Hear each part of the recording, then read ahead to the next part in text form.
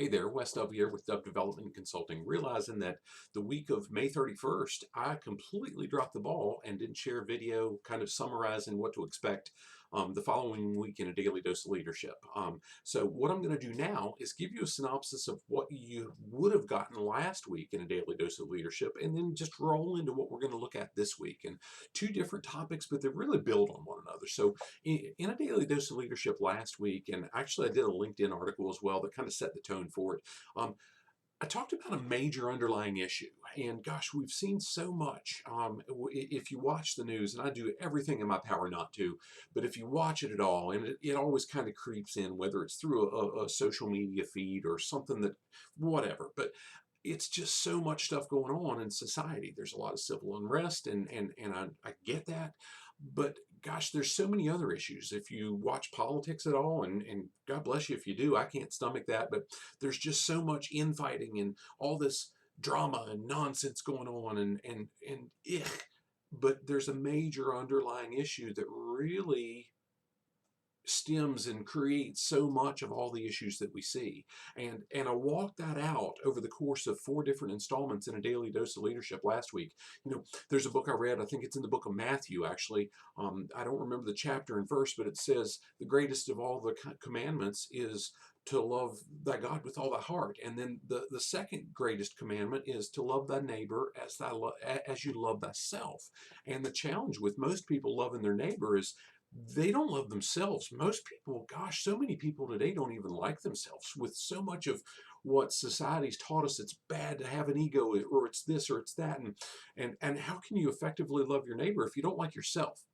So that's where we went last week, and really took that piece by piece by piece, and how can we effectively learn to love our neighbor and show it in a way that they can understand it. Now, here's what we're going to do this week. I'm going to really give you a how-to approach from a behavioral perspective, because gosh, showing that you truly value me is different than showing Cindy you might truly value her. And we're all wired a little bit different from a communication and behavioral perspective. So really understanding those things can be critical in how we show that other person that yes, you are indeed valuable to me. And gosh, if we just learn to put some of those basics in place, we can make a significant positive impact on everyone around us. And it's not about, do I agree with everything in society today? It's not about, do I agree with everyone? Gosh, Cindy and I have been married more than 20 years at this point, and I promise you, we don't agree on everything. She's my absolute best friend in the world. We work together, we live together, we do everything together, but we don't agree on everything. But that doesn't mean we don't value one another. And that's the perspective that we really need to have when we look at other individuals and other people, and make sure we show it, and we can maybe get rid of some of the junk, right? So we'll take a look at that from a behavioral perspective over the next several days. A couple things I'll call attention to real quick is, gosh, Live to Lead Harrisonburg continues to build momentum. We're in phase 2 in Virginia. We're looking forward to how everything plays out. We're at 50% capacity for what the room will hold, with round tables, the way we set it up for a networking experience. And we look forward to having that sold out, gosh, maybe within the next month or two. Maybe some of the COVID slows it down, but definitely by the end of August, it's going to be sold out. There's a new speaker coming up. We have one more that will be announced at least, but so far with John Maxwell this year, we know we've got Kat Cole, who's the president and COO of Focus Brands. So the Cinnabon is one of those companies. We've got Steve Harvey from the Steve Harvey Show and Family Feud and so on. And we also have Alan Mulally, the guy that helped Ford get through the recession without taking government bailouts like the other U.S. automakers did.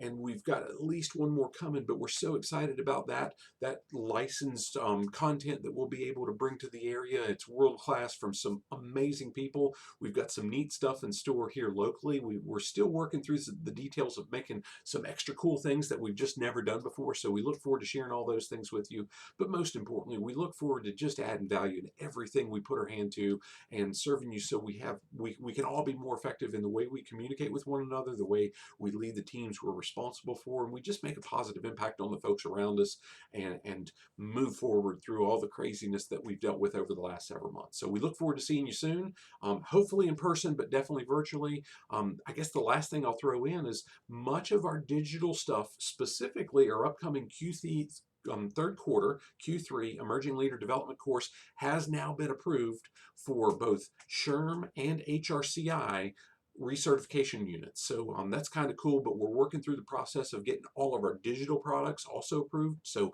just some neat stuff going on, and we look forward to seeing you in person at least, but definitely virtually. Have a great day. God bless.